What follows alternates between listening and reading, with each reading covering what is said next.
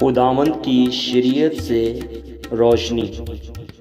कलाम अक़दस में से ज़बूर 119 105 से 112 आयात तक।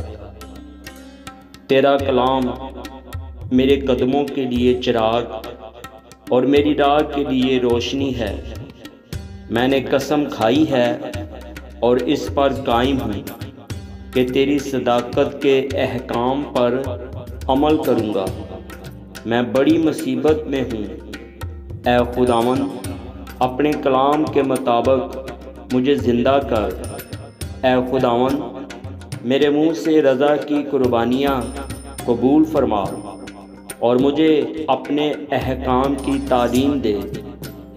मेरी जान हमेशा हथेली पर है, तो भी मैं तेरी शरीयत को नहीं भूलता।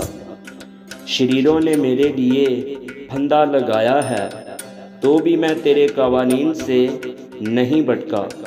मैंने तेरी शहादतों को अपनी अब्दी मेरास बनाया है, क्योंकि उनसे मेरे दिल को शादमानी होती है।